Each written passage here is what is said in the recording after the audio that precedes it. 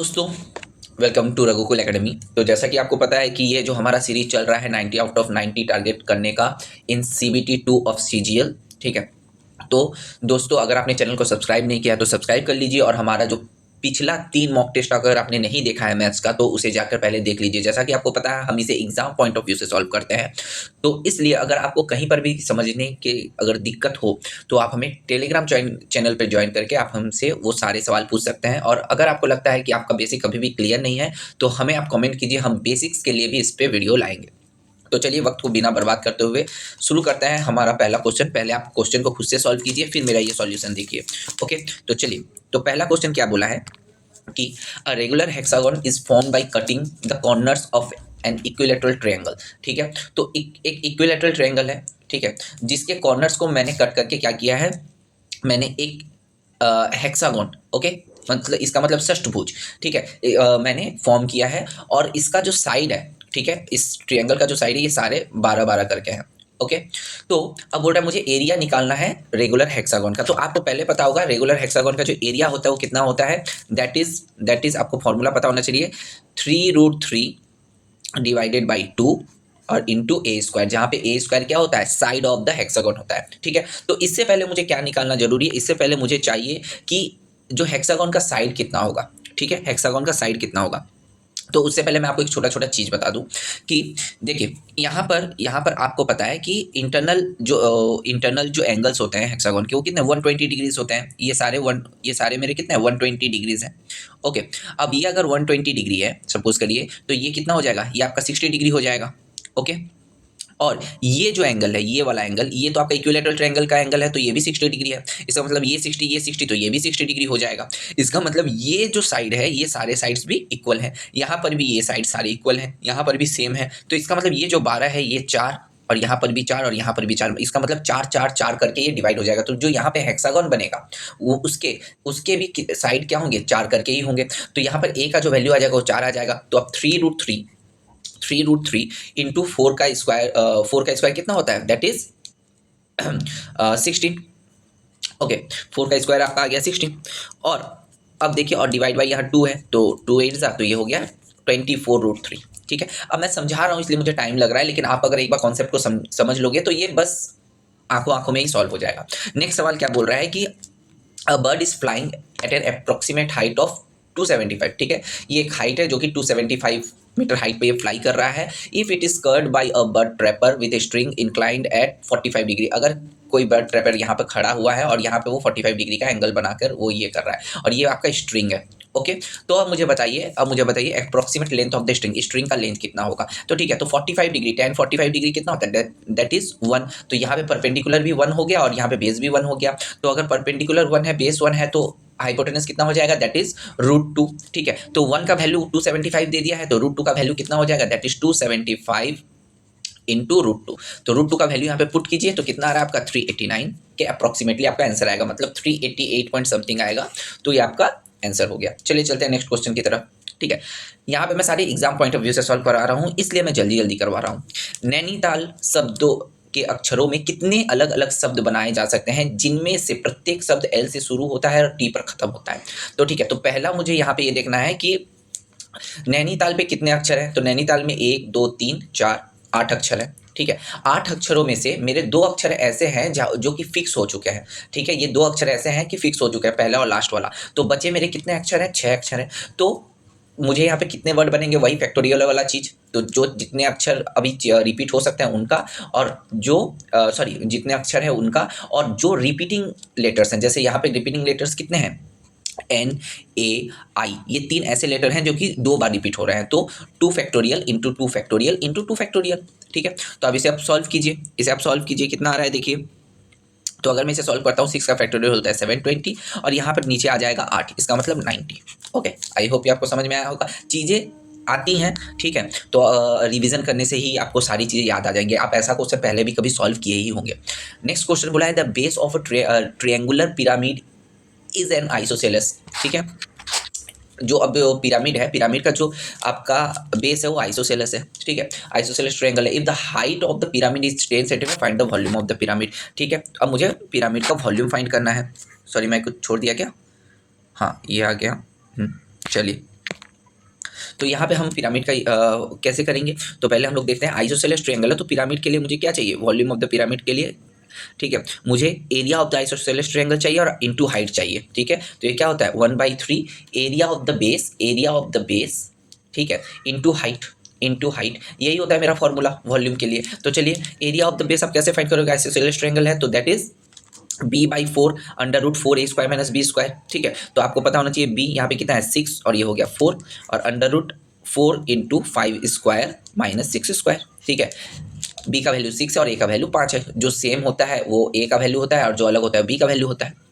चलिए अभी हम इसे सॉल्व करते हैं, तो यहाँ पे कितना आ जा रहा है 5 × 5 = 25, ये 100, 100 - 36 कितना होता है 6 - 36 दैट इज, बताइए 64, 64 यहाँ पे 8 आ जाएगा, तो 6/4 × 8 तो यहाँ आ जाएगा 12, तो 1/3 × 12 × 10, तो यहाँ पे कितना आ जा रहा है 4, इसका मतलब 40 आपका आंसर हो गया, ठीक है। एग्जाम में बहुत ही फटाफट से आपको सॉल्व करना है। यहाँ पे बोल रहा है x4 + x² और ये आपको दे दिया गया है 21/256, इसका भी वैल्यू दे दिया गया है, मुझे xy का वैल्यू फाइंड करना है। तो कैसे कर सकते हैं आप, क्या इसको ऐसे लिख सकते हो x4 + x² y² + y4 को क्या मैं इस तरीके से लिख सकता हूँ, देखिए क्या मैं इस तरीके से लिख सकता हूँ x² + xy + y², ठीक है, और यहाँ पे x² - xy + y², ठीक है। आप इसको जब सॉल्व करोगे तो आपका देखना इतना ही आएगा, क्योंकि यहाँ पे 2xy कैंसिल हो जाएगा, ठीक है। तो आपका इतना ही आएगा और इसका वैल्यू मुझे ऑलरेडी दे दिया गया है और यहाँ पे इसी का वैल्यू 2/256 है, इसका वैल्यू मुझे दे दिया गया है कितना 7/16, यहाँ पे दे दिया गया है 21/256, ठीक है। अब यहाँ पे मैं ये 16 टाइम्स और ये हो जाएगा 3 टाइम्स, तो अब जो इसका वैल्यू निकल के आया x² + xy + y², इसका वैल्यू आपका क्या निकल के आ गया 3/16, ठीक है। ये आपको समझ में आ गया होगा। अब मैं इन दोनों इक्वेशन को सॉल्व करता हूँ, मुझे इसका वैल्यू मिल गया है और उसका भी वैल्यू मिल गया है, तो मैं दोनों इक्वेशन को एक बार सॉल्व कर लेता हूँ फटाफट। तो चलिए दोनों इक्वेशन को अगर मैं सॉल्व कर लूँ तो मेरा कितना निकल के आ रहा है मैं जरा देख लेता हूँ। ये आ गया 3/16, ठीक है। तो चलिए ये आ गया आपका 3/16 और यहाँ पे x² - xy + y², इसका वैल्यू कितना आ जाएगा दैट इज 7/16। अब मैं यहाँ पे क्या करता हूँ माइनस कर देता हूँ, ठीक है। तो ये प्लस, ये माइनस, ये माइनस, तो यहाँ पे आपका कैंसिल आउट हो गया, ये हो गया आपका 2xy और ये भी आपका कैंसिल आउट हो गया। तो यहाँ पे इन दोनों को प्लस करेंगे तो कितना आ रहा है 10/16, ओके। तो यहाँ पे इन दोनों को मैं प्लस कर देता हूँ तो यहाँ पे आ रहा है 10/16, सॉरी माइनस हो रहा है ना, सॉरी माइनस हो रहा है ना, तो यहाँ पे आ जा रहा है मेरा -1/4, ठीक है, -1/4 और xy का वैल्यू इसका मतलब कितना आ गया दैट इज -1/8, तो -1/8 आपका आंसर हो गया, ठीक है। चलिए चलते हैं नेक्स्ट क्वेश्चन की तरफ। बोल रहा है a bank offers compound interest at the rate of 10% when interest is compounded half yearly. Half yearly अगर हो रहा है तो ये 10 नहीं होके 5 हो जाएगा, ठीक है, क्योंकि हाफ ईयरली में आधा हो जाता है। कस्टमर डिपॉजिट 3200 रुपया 1 जनवरी को और 1 जुलाई को, at the end of the year the amount will receive. तो बहुत ही सिंपल है। तो पहला जो आपका इंटरेस्ट बनेगा वो एज ए सिंपल इंटरेस्ट चलेगा, तो 3200 × 5 वो तो एक ही टाइम रिपीट हुआ है, तो 1 आप लिख सकते हैं, नहीं भी लिखो कोई फर्क नहीं पड़ता। तो यहाँ पे आपको पहला कितना मिलेगा 160 रुपये। फिर आप जब दूसरे टाइम पे जाओगे, ठीक है, तो दूसरे टाइम पे आप कैसे कैलकुलेट करोगे, आपका क्या होता है 5 का 20 21 इस तरह हम लिख सकते हैं। तो ये हो गया 400 और ये हो गया 441। 400 का वैल्यू मुझे 3200 दे दिया गया है, तो यहाँ पे मुझे 41 रुपये का क्या मिल रहा है इंटरेस्ट मिल रहा है, तो 41 × 3200/400, तो यहाँ पे मेरा कितना आ जा रहा है, यहाँ पे मेरा आ जा रहा है 328। तो इन दोनों का अगर मैं जोड़ता हूँ तो कितना आ जा रहा है मेरा दैट इज 488 आंसर, ठीक है। बहुत ही सिंपल सा क्वेश्चन था। नेक्स्ट सवाल बोला है बहुत ही सिंपल है, बोल रहा है कि 8 और 5 को माइनस करोगे तो आपका 3 आएगा। इस ऊपर में बार देने का मतलब है कि अगर सपोज करिए कि पहले 5 और लास्ट में 8 होता तो आप -3 लिखते, लेकिन बार से जब आप उसे बाहर निकालोगे तो हमेशा पॉजिटिव साइन में ही रहेगा, इसका वैल्यू हमेशा 3 ही रहेगा, वो चाहे माइनस हो या प्लस हो।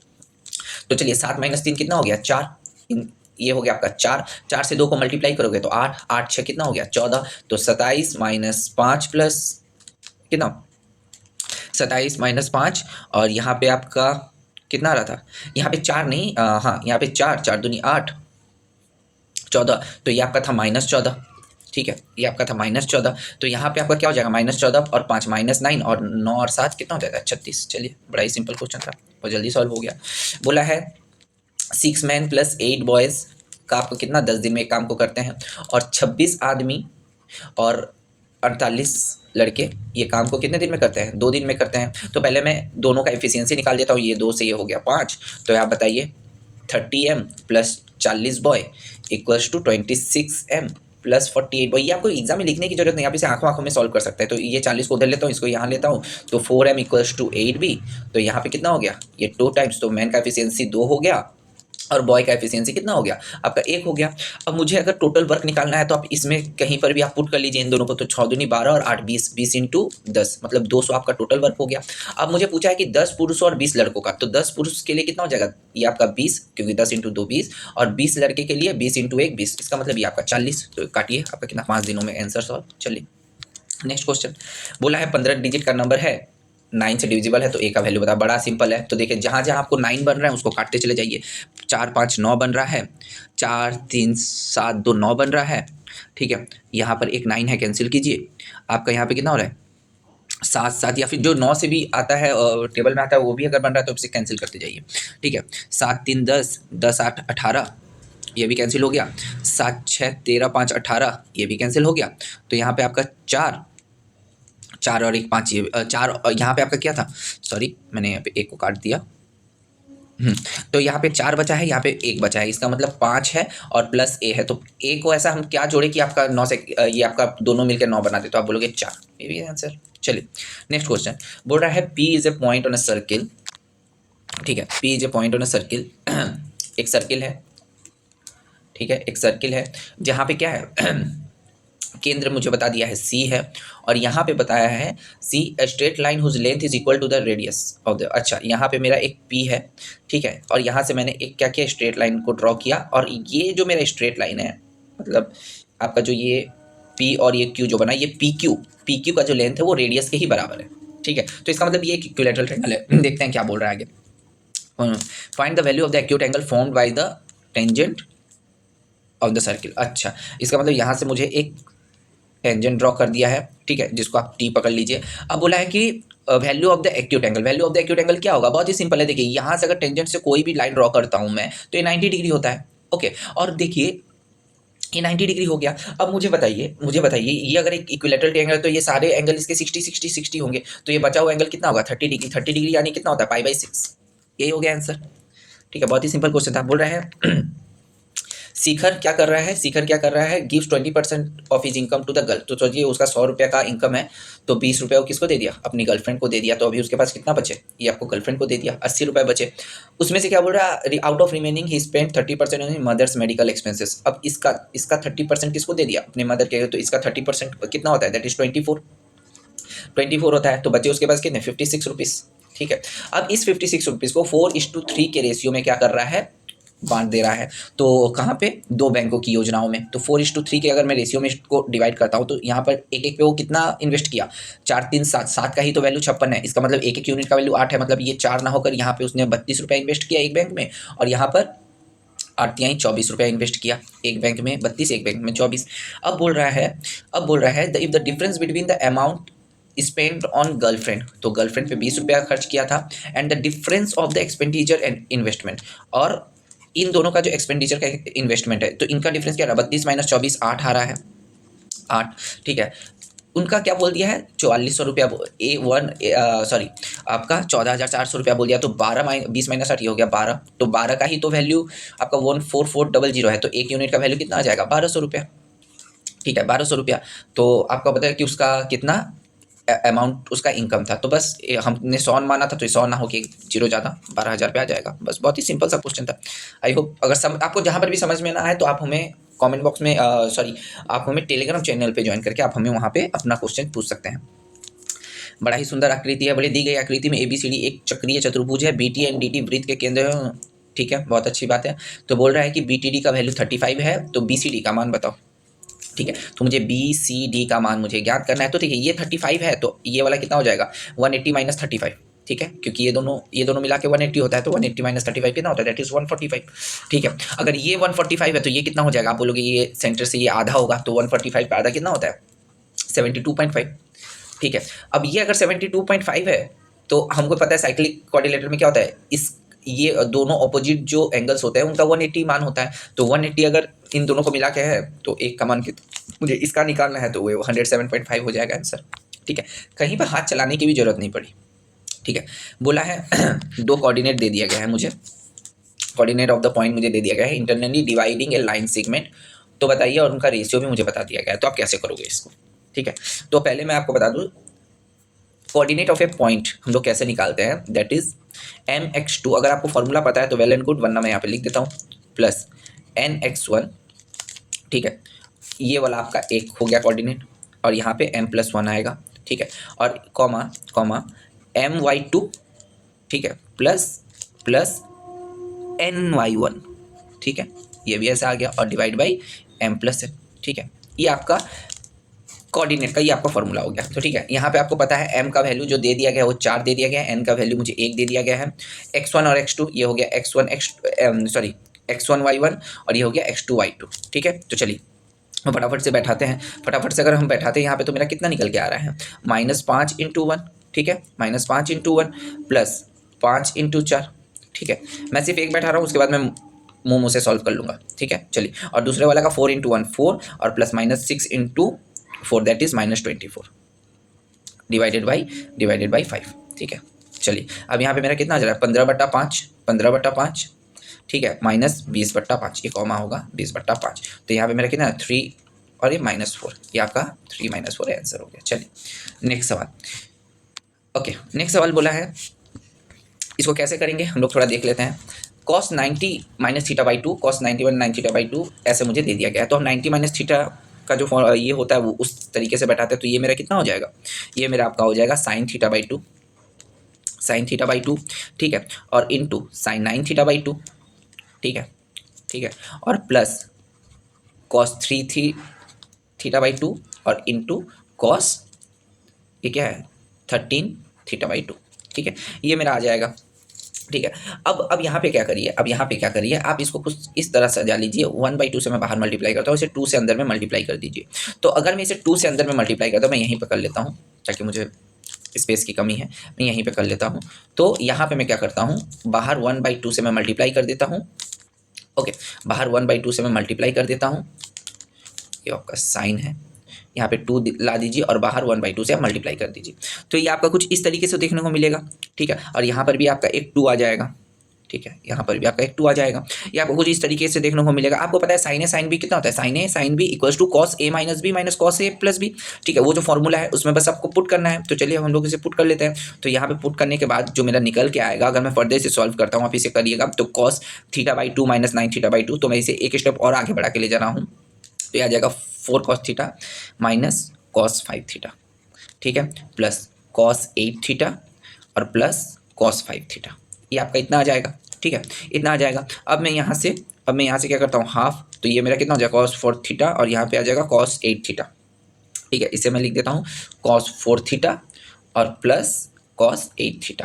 ठीक है, क्योंकि ये दोनों कैंसिल आउट हो गया, ठीक है। अब मुझे क्या करना है, देखिए, अब cos c + d equals to, उसका जो फॉर्मूला होता है क्या, 2 cos c + d/2 into cos c - d/2, बस उसी फॉर्मूला में आप अगर पुट कर लेते हैं तो यहाँ पे आपका कितना निकल के आ जाएगा, cos 6 θ और इंटू cos 2 θ, ठीक है। तो ये आपका हो गया ऑप्शन बी आंसर, ठीक है। आपको सारे फॉर्मूले याद रहने चाहिए, तो अब ये सारे सवाल बहुत फटाफट बनेंगे, ठीक है। अब मेरे पास 2 ट्रेन है, ठीक है, 2 ट्रेन है मेरे पास, बोला गया है 2 ट्रेन है जो कि 24 सेकंड में एक व्यक्ति को ये करता है, और वाई ट्रेन जो 18 सेकंड में करता है, ठीक है। और ईच ट्रेन क्या एक दूसरे को कवर करती है 20 सेकंड में, तो बताइए कितना होगा। तो बहुत ही सिंपल सा बात है कि अगर आपको ट्रेन का लेंथ मुझे पता नहीं है, ठीक है, तो और स्पीड भी मुझे किसी का पता नहीं है, तो मान लेते हैं कि एक का स्पीड SX होगा और एक का स्पीड SY होगा। तो चलिए, तो पहले वाले का जो लेंथ आ गया, पहले वाले ट्रेन का, ठीक है, लेंथ ऑफ ट्रेन है, तो ये आपका SX कर लीजिए और लेंथ ऑफ ट्रेन भी, ठीक है, ये आपका आ जाएगा 18 SY, ठीक है, ये आपका X है, ये आपका Y है, ठीक है।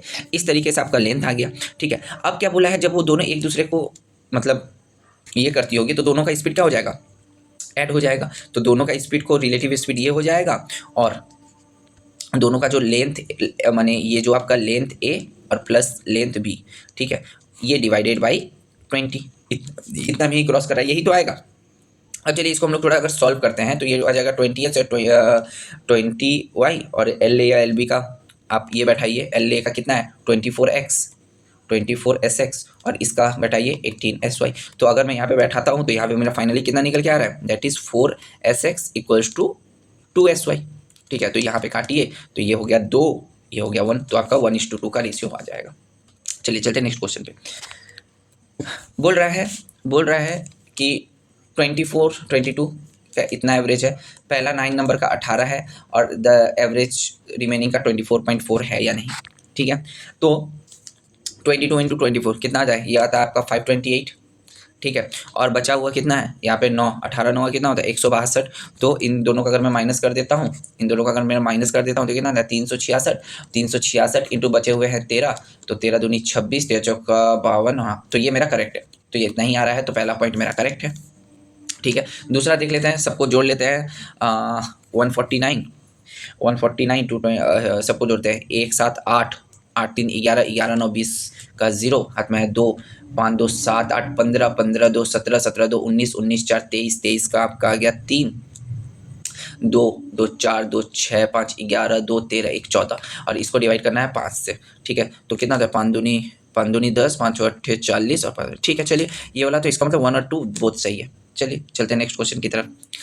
बोल रहा है ऐसा एक दिया गया आकृति है। ठीक है, और प्रतिच्छेद है, तो x प्लस वाई का मुझे मान बताइए, x प्लस वाई का मान कितना होगा, अब मुझे फटाफट से बताना होगा। तो यहाँ पे जो ए सी डी है, ठीक है, ए सी डी और ए बी डी ये दोनों मेरे, ठीक है, ये क्या है अब मुझे देखना होगा। तो यहाँ पे आप मुझे वो वाला मुझे 2 angle subtended by the arc on the same circle are equal वैसा ही करना होगा। तो ये भी आपका कितना हो जाएगा, देखिए ये सेम लेंथ पे यहाँ पर एक है और सेम लेंथ में, तो ये भी मेरा y हो जाएगा, और यहाँ पर भी सेम लेंथ में यहाँ पर है और सेम लेंथ में है, तो ये भी मेरा x हो जाएगा। ठीक है, और ये तो मेरा 90 डिग्री है ही, तो ए सी डी और सी डी बी ये दोनों मेरा क्या हो गया, इस तरीके से आ गया। अब देखिए और ए ई सी ये आपका अभी 90 डिग्री हो जाएगा, क्योंकि पूरा 90 डिग्री है। तो सम ऑफ ऑल द, अब ये सब का मिला के कितना होगा 180 डिग्री आएगा। तो x plus Y plus 90 equals to आपका 180 आ गया। तो x प्लस वाई का वैल्यू कितना आ गया 90 डिग्री। ठीक है, तो बहुत ईजी सा सवाल था।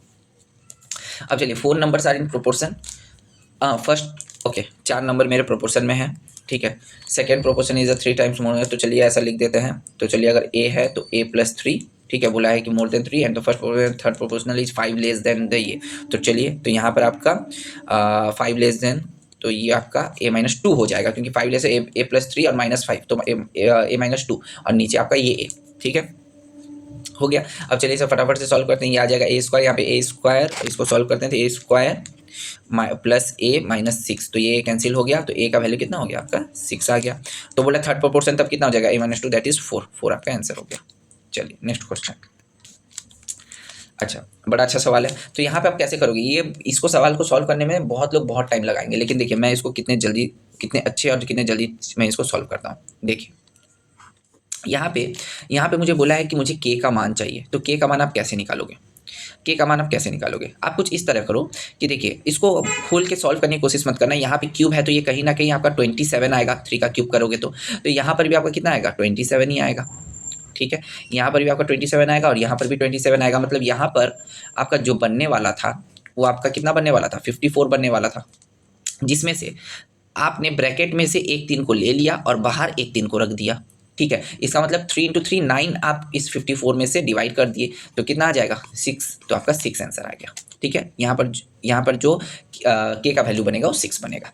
ठीक है, बड़ा ही सिंपल सॉल्व था, आप इस तरीके से इसे सॉल्व कर सकते थे, वरना बहुत लोग बहुत अभी टाइम निकालते हैं इसको बनाने में। ठीक है, चलिए एपीजीपी का फॉर्मूला है, तो आपको सारे फॉर्मूले आपको एपी का याद रहना चाहिए। आपको यहाँ पे बता दिया, पहले कॉमन डिफरेंस देख लीजिए, पहले वाले का आपका 4 करके है और दूसरे वाले का आपका 3 करके है। ठीक है, कॉमन डिफरेंस पता चल गया। तो चलिए सम ऑफ द एन टर्म का फॉर्मूला क्या होता है n/2 into 2a plus n minus 1 into D, यही होता है। तो चलिए यहाँ पे बस आपको क्या करना है, फॉर्मूला में पुट कीजिए, तो n/2 इंटू यहाँ पे आपका कॉमन डिफरेंस कितना हो जा रहा है यहाँ पे आपका 2 इंटू 3 और ये प्लस n माइनस 1 इंटू 4, ये आपका आ गया। अब यहाँ पर आप अगर सॉल्व करिएगा तो n इंटू 2n प्लस 1। ठीक है, यहाँ पे मैंने इसे रखा। अब सेकेंड वाले के लिए भी आप इसे थोड़ा सा सॉल्व कीजिए, तो यहाँ पे सेकेंड वाले के लिए n/2 2 into 30 plus n minus 1 into 3, common difference आपका 3 था। ठीक है, तो इसको अगर हम फर्दर सॉल्व करते हैं तो यहाँ पे मेरा क्या निकल के आ जा रहा है n/2 इंटू 3n प्लस 57। ठीक है, ये मेरे पास दो इक्वेशन बन गए। अब ये दोनों इक्वेशन क्या है, इक्वल है, क्योंकि वो बोल दिया है कि दोनों का जो एन एटम वो इक्वल है। तो बस इन दोनों को अगर मैं इक्वल कर लेता हूँ, इन दोनों को आप इक्वल कर दीजिए, कहाँ करता हूँ, यहीं पे कर लेता हूँ। तो यहाँ पे आ जा रहा है n इंटू 2n प्लस 1 और यहाँ पे equals to n/2 into 3n plus 57। ठीक है, 3n प्लस 57, n यहाँ पे कैंसिल आउट हो गया। तो यहाँ पे इसको सॉल्व करते हैं तो n इक्वल्स टू 55, तो 55 आपका आंसर निकल के आ गया। ठीक है, तो आपको थोड़ा सा फॉर्मूला पता होना चाहिए ताकि आप इसे जल्दी से जल्दी सॉल्व कर पाए। ठीक है, अब मेरे पास देखिए दो वेजल्स हैं। ठीक है, मेरे पास बोल रहा है the ratio of the water and the alcohol. अच्छा, दो वेजल्स है जिसमें 3:5 और 5:6 के, अगर दोनों को ही एक सी में वेजल में डाला जाएगा तो अब उसमें नया रेशियो कितना बनेगा। और ये भी बोल दिया है कि capacity of the both vessel is same, मतलब यहाँ पे 3:5 है और यहाँ पे 5:6 है। इसको सॉल्व करने की जरूरत नहीं है, 5 3 8 और यहाँ पे 6 5 11, मतलब यहाँ पे तो अलग अलग दिख रहा है, लेकिन वो बोला कि दोनों का इक्वल है, तो चले दोनों को इक्वल कर देते हैं। इसको 11 से मल्टीप्लाई कर दीजिए, इसको 8 से मल्टीप्लाई कर दीजिए, तो ये इक्वल हो जाएगा। तो 11 के लिए यहाँ पर ये भी हो गया 33 और ये हो गया आपका 55। यहाँ पे ये हो गया 8 से मल्टीप्लाई करेंगे तो 40 और ये आपका हो गया 48। अब बोला है जब वाटर और एल्कोहल का नया वेसल में कितना होगा, तो पहले वाटर का देख लेते हैं। इसमें 33 था, इसमें 40 है, तो 40 और 33 73। ठीक है, तो ये आपका क्या हो गया, वाटर का हो गया। तो पहले वाले 73 में आपका पहला ही ऑप्शन है, तो पहला ही ऑप्शन करेक्ट हो जाएगा। चलिए नेक्स्ट सवाल पे चलते हैं। नेक्स्ट सवाल बोल रहा है कि ठीक है, ABC एक आपका ट्रायंगल है जिसमें आपका क्या बोल दिया है, ये आपका बोल दिया है 90 डिग्री। ठीक है, और यहाँ पे आपको इस तरह, और यहाँ पे आपको क्या कर दिया है, सॉरी, और यहाँ पे आपको क्या बोल दिया है कि CM and BN are the intersect at right angle at D। ठीक है, तो चलिए, तो CM यहाँ से मैं एक कर लेता हूँ, ये C है, ये A है, ये B है, और यहाँ से और एक ड्रॉ करता हूँ जो कि आपका यहाँ के मिल रहा है। ठीक है, ये आपका N हो गया। ठीक है, अब आपको जब यहाँ पे बता दिया गया, ये बोल रहा है what is the length of BN, तो BN का मुझे लेंथ बताना है, तो कैसे मैं बताता हूँ। ठीक है, तो आपको पता है, आपको एक बात पता होगा कि जो भी ये अगर मिडिल से कट कर रहा है तो ये आपका 2:1 के रेशियो में आपका डिवाइड होता है। ठीक है, 2:1 के रेशियो में, तो यहाँ पे आपको क्या देखने को मिल रहा है, BN/BC इक्वल्स टू BC/DB। ठीक है, आपको देखने को मिल रहा है क्योंकि दोनों सिमिलर ट्रायंगल है, CDB और NCB। तो यहाँ पे आपका क्या मैं लिख सकता हूँ, 3x/9 में x पकड़ के चल रहा हूँ, इसको 2x और इसको x पकड़ लेता हूँ, तो ये टोटल BN मेरा 3x हो जाएगा। ये आपका 2x और x में बटेगा तो टोटल BN आपका 3x हो जाएगा बाई 9 और ये 9/2x। ठीक है, तो यहाँ पे अगर मैं सॉल्व करता हूँ तो x का वैल्यू कितना आ रहा है, 9√6। ठीक है, तो 9√6 आपको कौन से ऑप्शन में मिला, सिर्फ एक ही ऑप्शन में, ये पहला वाला ही ऑप्शन हो जाएगा। इसको मैं फर्दर सॉल्व कर सकता हूँ, लेकिन फर्दर मैं आपको अगर सॉल्व करने बोलोगे तो कर सकता हूँ, लेकिन एग्जाम में आपको बस जल्द से जल्द करना है। फर्दर अगर मैं सॉल्व करूँ तो आप मुझे कमेंट कीजिएगा, मैं इसे फर्दर सॉल्व करके भी मैं आपको बता दूंगा। चलिए नेक्स्ट क्वेश्चन। ठीक है, बोल रहा है rectangular piece of cake is cut into 4 equal part, 4 equal part में डिवाइड हुआ, one of this part is divided into 2 equal part. तो पहले 4 इक्वल पार्ट में डिवाइड हुआ तो पहले एक पार्ट आपका 1/4 करके आया हुआ, फिर से जब इसे फर्दर डिवाइड किए तो एक पार्ट आपका एक पार्ट उसका वहाँ पे 1/8 करके आया। बोल रहा है if the one part is obtain is divided into फिर से 4 इक्वल पार्ट, तो यहाँ पे फिर से 4 इक्वल पार्ट पे आप किए तो 1/32 आएगा। ठीक है, तो then the smallest part will be 1/32 of the cake. बहुत ही सिंपल सा क्वेश्चन था। चलिए नेक्स्ट क्वेश्चन पे चलते हैं। हाँ, इसको सॉल्व करना है, तो इसको मैं कैसे सॉल्व करूँ, ठीक है, तो चलिए इसको सॉल्व करते हैं। कैसे सॉल्व किया जाए, इन दोनों को इस तरह मल्टीप्लाई करके भी आप सॉल्व कर सकते हैं या फिर x। ठीक है, तो चलिए हम लोग इन दोनों को इस तरह मल्टीप्लाई करके सॉल्व कर लेते हैं। तो यहाँ पे क्या आ जाना है, यहाँ पे अगर दोनों को मल्टीप्लाई कर दूँ तो ये cos x minus cot x का स्क्वायर हो जाएगा। ठीक है, और ये भी इसका स्क्वायर हो जाएगा। ठीक है, और नीचे a + b a - b के फॉर्मूला पे आ जाएगा। तो यहाँ पे अगर मैं फर्दर सॉल्व करता हूँ, ठीक है, इसको थोड़ा जल्दी सॉल्व करना पड़ता है। ठीक है, तो यहाँ पे ऊपर वाले में क्या आ जाएगा, cos square x plus cot square x। ठीक है, और नीचे आपको पता है a² - b² के फॉर्मूला में cos स्क्वायर x, सॉरी यहाँ पे x और इसका स्क्वायर और माइनस cot स्क्वायर x, यही आएगा। और इसी का वैल्यू आपको दे दिया गया है p + 4 cot qx, यही आपको दे दिया गया है। अब देखिए, अब मैं यहाँ से ऊपर वाले से अगर 2 कॉमन लेता हूँ, ठीक है, अगर ऊपर वाले से मैं 2 कॉमन लेता हूँ, 2 नहीं, मैं यहाँ पे क्या करता हूँ, cos स्क्वायर का वैल्यू पुट करता हूँ, that is 1 - cot square x। तो 1 - cot स्क्वायर x में अगर पुट करता हूँ तो 1 - cot स्क्वायर x और यहाँ पे उसका स्क्वायर होगा, 1 माइनस कॉट स्क्वायर एक्स का भी स्क्वायर होगा, और यहाँ पे आपका ऑलरेडी कॉट स्क्वायर एक्स, और उसको मैं फर्दर सॉल्व करूंगा तो आएगा 1 प्लस कॉट स्क्वायर एक्स, तो 1 कॉट स्क्वायर एक्स और यहाँ पे कॉट स्क्वायर, तो यहाँ पे अंदर पे आ जाएगा 1 प्लस 4 कॉट स्क्वायर एक्स। ठीक है, 1 प्लस 4 कॉट स्क्वायर, यहाँ पे P plus 4 cot Q X. ठीक है, अब क्या करना है, अब क्या करना है, देखिए यहाँ पे अगर मैं अंदर अंदर से मल्टीप्लाई करूँ तो यहाँ पे आ जाएगा 2, सॉरी ये तो सॉरी यहाँ पे आपका 2 आएगा, सॉरी यहाँ पे आपका 2 आएगा, तो यहाँ पे आपका आ जाएगा 2 प्लस 4 कॉट स्क्वायर एक्स, और यहाँ पे अब कंपेयर कीजिए इन दोनों को, तो p का वैल्यू 2 हो जाएगा और 2 और q का भी वैल्यू 2 हो जाएगा, तो 2 प्लस 2 कितना हो गया 4। ठीक है, तो थोड़ा सा आपको जल्दी करना होगा ताकि तभी आप 90 आउट ऑफ 90 अचीव कर पाएंगे। जो पाते हैं वो इसी तरीके से सॉल्व करते हैं। ठीक है, यहाँ पे देखिए, यहाँ पे मुझे बोल दिया गया है क्या, दी गई रेडियस आपको, सॉरी हाँ रेडियस आपको बोल दिया गया है, area of the major segment आपको फाइंड करना है। ठीक है, मेजर जो सेगमेंट है आपका यहाँ से लेकर यहाँ तक ये वाला, इसका एरिया आपको क्या करना है, area of the major segment आपको फाइंड करना है। तो कैसे फाइंड करोगे, तो चलिए आपको अगर पता है एरिया ऑफ द सर्किल यहाँ पे कितना आ जाएगा, अगर 7 है तो सर्किल का एरिया कितना आ जाएगा 154। ठीक है, आप बोलोगे कि भाई 22/7 करने जाओगे बहुत टाइम जाएगा, आपको ये सारी चीज़ें याद रहनी चाहिए कि 7 है तो 154। ठीक है, डायरेक्ट चीज़ें याद रहनी चाहिए। अच्छा, माइनर सेगमेंट का एंगल आपको 30 डिग्री दे दिया है, तो पहले मैं इसके सेक्टर को, इसका एरिया निकाल लेता हूँ। ठीक है, तो इसका जो एरिया है मेरा क्या निकल के आ जाएगा, इसका एरिया मेरा निकल के आ जाएगा, क्या होता है area of a sector that is θ/360 into pi R square. ठीक है, तो theta that is 30/360 into pi R square का वैल्यू 154 आ गया था, तो यहाँ पे मेरा कितना आ जाएगा 12। ठीक है 12, तो यहाँ पे मेरा कितना आ जाएगा, इसको अगर मैं डिवाइड करता हूँ, इसको अगर मैं यहाँ से 150 तो 12 12 144 और यहाँ पे 25। ठीक है, चलिए अब तो एरिया ऑफ द सेक्टर आपको मिल गया। Okay, area of the sector नहीं, सॉरी 25 नहीं, यहाँ पे कितना 8 बार में जाएगा। ओके, तो 12.8 और ये 3। ठीक है, ये आपका एरिया ऑफ द सेक्टर निकल के आ गया। अब एरिया ऑफ द ट्रायंगल, अब मैं सिर्फ इस ट्रायंगल की एरिया की बात कर रहा हूँ, ये तो पूरे सेक्टर का था, यहाँ से यहाँ से यहाँ से यहाँ तक, और मैं सिर्फ ट्रायंगल की एरिया की बात कर रहा हूँ। तो एरिया ऑफ द ट्रायंगल आप कैसे निकालोगे, 1/2 इंटू जो r का स्क्वायर हो जाएगा 7 स्क्वायर इंटू साइन थीटा, तो साइन 30 डिग्री कितना होता है 1/2, तो यहाँ पे आपका कितना निकल के आ जाएगा, दैट इज 49/4, दैट इज 12.25। ठीक है, 12.25। अब मैं क्या करूँगा, दोनों को माइनस कर दूंगा, माइनर सेगमेंट और ये सेगमेंट को, तो मेरा ये वाला, ये जो सिर्फ पोर्शन है ये वाला पोर्शन निकल के आ जाएगा। तो दोनों को अगर मैं माइनस करता हूँ तो यहाँ पे कितना आ जा रहा है, यहाँ पे आ जा रहा है 0.58। ठीक है, अब देखिए पूरे सर्किल से जो एरिया था 154, उसमें से अगर मैं इस इतने पोर्शन को अगर मैं निकाल देता हूँ, ठीक है, तो मेरे को मेजर सेगमेंट का पता चल जाएगा। तो यहाँ पे पूरे सर्किल से मैंने क्या किया, 0.58 को मैंने निकाल दिया।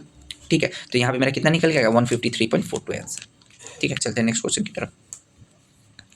बोल रहा है probability of solving a problem by 3 student, इतना दे दिया, तो probability that problem will be solved is, अच्छा प्रॉब्लम सॉल्व होने का प्रोबेबिलिटी कितना होगा, तो प्रॉब्लम सॉल्व होने का जो प्रोबेबिलिटी होगा, प्रॉब्लम सॉल्व, ठीक है, प्रॉब्लम सॉल्व का जो प्रोबेबिलिटी होगा वो होगा 1 माइनस जो प्रॉब्लम अनसॉल्व है।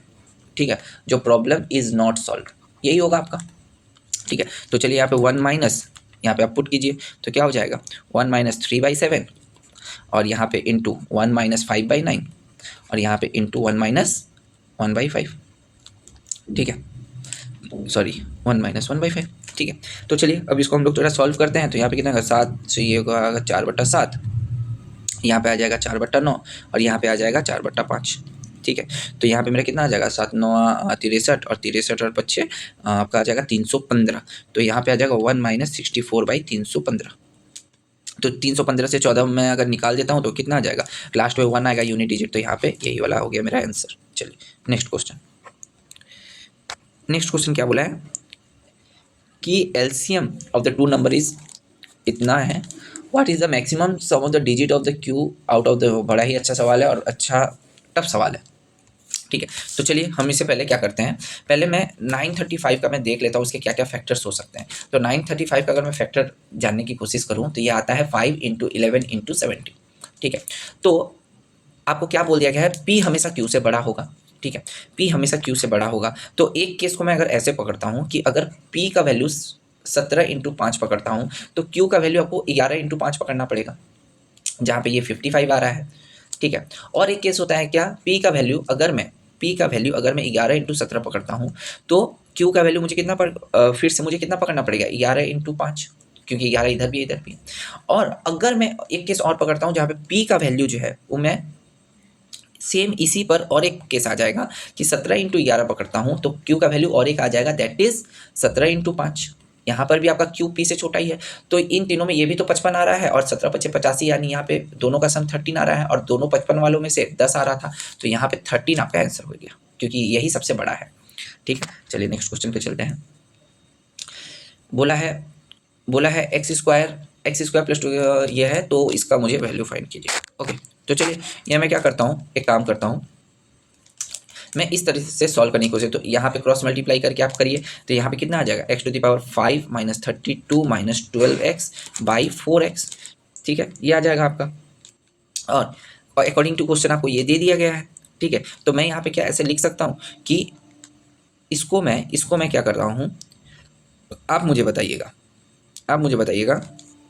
मैं इस ऊपर वाले को, ओके, इस ऊपर वाले को क्या मैं इस तरीके से लिख सकता हूँ, x² plus 2x plus 4 into x² minus 2x², okay, x² minus 2x² plus 8। ठीक है, और यहाँ से मैं 4 को यहाँ से मैं हटा देता हूँ 4x को, तो यहाँ पे वो जाके कितना बन जाएगा, दैट इज़ -28। ठीक है, तो अब देखिए यहाँ पे इसका तो वैल्यू आपको 0 दे दिया गया है, तो 0 माइनस 28 ये हो गया, तो इसका टोटल वैल्यू कितना आ जाएगा, दैट इज़ -28।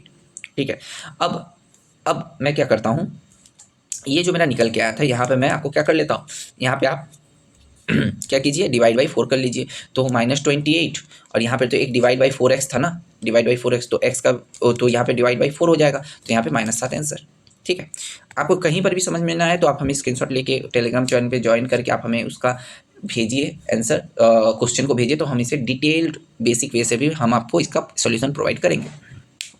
ठीक है, तो चलिए, तो आपका जो नेक्स्ट क्वेश्चन क्या निकल के आ गया, Ali ordered an LED screen, अच्छा ओके, तो एक होटल क्या दूसरे 2 सक्सेसिव डिस्काउंट्स मिले इतना और इतना, if the payment is credited in 10% and credit card में उसे 10% का ज़्यादा डिस्काउंट मिल रहा है, उसने इतना का पेमेंट किया क्रेडिट कार्ड में, तो बोल रहा है मार्क प्राइस कितना रहा होगा। ठीक है, तो चलिए, बहुत ही सिंपल सा है, इसे आप 2 तरीके से सॉल्व कर सकते हैं, लेकिन मैं यहाँ पे एक अच्छा सा फॉर्मूला बताऊंगा जो फाइनल मार्क प्राइस होता है, फाइनल मार्क प्राइस। ठीक है, उसके लिए आप इस फॉर्मूले को यूज करिए, mark price into 1 minus first discount, ठीक है, into 1 minus second discount into 1 minus additional discount. ये फॉर्मूला पुट करिए, तो आपने दूसरा फॉर्मूला तो बहुत ही देखा होगा, A+B-, तो इसको एक नए तरीके से आप यहाँ पे यूज कर सकते हैं। तो यहाँ पे फाइनल मार्क प्राइस आपका फाइनल जो प्राइस है, ये मार्क प्राइस नहीं है, सॉरी, फाइनल जो प्राइस है, फाइनल प्राइस आपका दे दिया गया है इतना। ठीक है, मार्क प्राइस आपको निकालना है। ठीक है, तो चलिए यहाँ पे बैठाइए 59,062.25, सॉरी 0.5 आपको दे दिया गया है, और यहाँ पे आपको मार्क प्राइस निकालना है। तो यहाँ पे बस पहले क्या करूँगा, 12.5 का तो आपका फ्रैक्शनल वैल्यू में आपका डेसिमल वैल्यू पुट कर लीजिए, दैट इज़ 1.1025, सॉरी 0.125, तो 1 माइनस 0.125 कितना आ जाएगा, तो यहाँ पे आ जाएगा 0.875। ठीक है, तो सेकेंड वाला 1 माइनस 0.25, तो यहाँ पे कितना आ जाएगा 0.75। ठीक है, और लास्ट वाला 0.90। ठीक है, यहाँ पे 10% का डिस्काउंट दिया तो 0.90। अब चलिए, अब यहाँ पे मैं क्या करता हूँ, तो यहाँ पे अगर देखिएगा इन तीनों को मल्टीप्लाई करके, यहाँ पे आप डिजिट सम का भी यूज कर सकते हैं, तो डिजिट सम का मैं यहाँ पे अगर यूज करता हूँ तो देखिए यहाँ पे 6 2 8, यहाँ पे तो 0 आ जा रहा है मेरा। ठीक है, यहाँ पे तो 0 आ जा रहा है क्योंकि 6 2 8 और 10 18 ये 0 आ जा रहा है, और यहाँ पे आपका कितना आ जाना है, यहाँ पे आपका 8 7 15 5 20 यानी 2 7 5 12 यानी 3, और यहाँ पर भी आपका कितना आ जा रहा है 9, तो ये भी आपका कहीं ना कहीं 0 आ जा रहा है। ठीक है, तो यहीं पे यहाँ पर भी आपका कहीं 0 आ जा रहा है। ठीक है, 0 आ जा रहा है, और वहाँ पे जो आपका फाइनल मार्क प्राइस था, ठीक है, वहाँ पे जो आपका हमने मान के रखा था वो 100 मान के रखा था, यही मान के हम चल रहे हैं कॉस्ट प्राइस। तो यहाँ पे 1, यहाँ पे 1 था, तो यहाँ पे 0, तो आपका 1 जिसका आपका होगा दैट इज़ 1 यूनिट डिजिट, वो आपका आंसर, 1 डिजिट सम वही आपका आंसर होगा, तो पहले ही वाला आपका आंसर हो जाएगा, वही वाला 1 आ रहा है। अच्छा, बड़ा ही शानदार सम है। ठीक है, बड़ा ही शानदार सम है, देखते हैं। ठीक है, यहाँ पे क्या बोला है, यहाँ पे क्या बोला है कि मीडियन आपको दे दिया गया है 28.5 और एक्स वाई का वैल्यू आपको दे दिया गया है इतना, ओके यूजिंग, ठीक है। और 28.5 आपको, तो एक्स एंड वाई का वैल्यू मुझे फाइंड करना है, तो कैसे फाइंड करोगे, ठीक है। तो जैसा कि अगर आपने मेरा प्रीवियस वीडियो देखा होगा तो आपको पता है हम मीडियन का जो फॉर्मूला होता है वो क्या होता है, एल प्लस, ठीक है, n/2, ठीक है, into cumulative frequency minus cumulative frequency, ठीक है, divided by frequency into H, ठीक है। एच मतलब होता है क्लास विड्थ, मैंने इसके पहले वाले वीडियो में सारा चीज़ दिखाया था। फ्रीक्वेंसी ऑफ मीडियम क्लास, छोटा एफ माने होता है, ये होता है क्यूमुलेटिव फ्रीक्वेंसी, ओके, और ये होता है टोटल फ्रीक्वेंसी, आपका एन होता है टोटल फ्रीक्वेंसी और एल होता है lower boundary of the medium class, ठीक है। तो चलिए यहाँ पे n/2 कितना हो जाएगा, दैट इज, तो सबसे लास्ट वाला कितना था यहाँ पे 60, तो n/2 का वैल्यू कितना हो जाएगा, n/2 का वैल्यू हो जाएगा आपका 30, ठीक है, n/2 का वैल्यू आपका 30 आ जाएगा। अब देखिए अब आपको क्या करना है, अब आपको क्या करना है, l का जो वैल्यू है, l का वैल्यू आपका 20, ठीक है, सी एफ का वैल्यू क्यूमुलेटिव फ्रीक्वेंसी आपका कितना है, दैट इज 5 है, यहाँ पे आपका 30 आ गया, ठीक है, और यहाँ पे एफ का वैल्यू कितना है, एफ का वैल्यू यहाँ पे आपका 20 है और एच का वैल्यू कितना है आपका 10 है, ठीक है। तो चलिए आप फटाफट से इसका वैल्यू पुट कीजिए, तो यहाँ पे 20 प्लस यहाँ पे 30 माइनस यहाँ पे आपका आ जाएगा यहाँ पे 30, ठीक है, सॉरी यहाँ पे एक्स भी है ना, cumulative frequency that is 5 + x, ठीक है। तो यहाँ पे बस पुट कीजिए, दैट इज़ m का वैल्यू यहाँ पे 28.5 दे दिया गया है, इक्वल्स टू ये 20 है प्लस n/2 का वैल्यू आपको दे दिया गया है 30, और यहाँ पे जो आपका क्यूमुलेटिव फ्रीक्वेंसी है, क्यूमुलेटिव फ्रीक्वेंसी वो आपका यहाँ पर x है, एक है x, तो ठीक है, एक है x, तो यहाँ पे क्या आ जाएगा 5 + x, ठीक है, और यहाँ पे डिवाइडेड बाई 20, यहाँ पे इंटू 10। तो यहाँ पे अगर मैं सॉल्व करता हूँ तो इसको इस तरफ लेके चलता हूँ तो ये हो गया 8.5 into 2 equals to 25 minus X, तो यहाँ पे x का जो वैल्यू निकल के आ जा रहा है वो हो रहा है 8, ठीक है, x का वैल्यू मुझे 8 मिल गया। अब टोटल फ्रीक्वेंसी अगर हम यूज करें यहाँ पे टोटल फ्रीक्वेंसी, तो यहाँ पे मेरा कितना निकल के आ जाएगा, टोटल फ्रीक्वेंसी की अगर मैं यूज करूँ यहाँ पे, तो यहाँ पे मेरा निकल के आ जाएगा 5 + x plus 20 plus 15 plus y plus 5, ये टोटल का अगर मैं फ्रीक्वेंसी में ये कर देता हूँ, जोड़ देता हूँ, तो यहाँ पे आ जाएगा इक्वल्स टू 60, यही था मेरा। तो यहाँ पे अगर सॉल्व करता हूँ 20 × 5 = 25 और यहाँ 15 × 40 = 45 और यहाँ पे कितना आ जा रहा है 20 × 8 = 28, 28 × 15 = 43, 48 53 ना, 48 और 53, तो यहाँ पे 53 प्लस y इक्वल्स टू 60, तो y का वैल्यू आपको 7 निकल के आ गया, तो 8 7 आपका आंसर हो जाएगा, जो कि आपका ऑप्शन बी। तो आई होप दोस्तों ये सारी चीज़ें आपको बहुत अच्छे से समझ में आई होंगी, और जहाँ पर भी आपको समझ में नहीं आया है आप मुझे टेलीग्राम चैनल पे ये कोई भी क्वेश्चन भेज सकते हैं, मैं आपको बेसिक से समझा दूंगा। और आपके अगर बेसिक्स जितने के भी क्लियर नहीं है ऐसा लग रहा है तो मुझे बताइए, मैं आपको बेसिक टू एडवांस लेवल के सारे जितना भी आपका वो सीरीज है वो मैं आपके लिए लाऊंगा, ठीक है। तो दोस्तों आज के लिए बस इतना ही, नेक्स्ट मॉक के लिए हमारे चैनल को सब्सक्राइब कर लीजिए ताकि उसका नोटिफिकेशन आपको मिल सके। Thank you very much.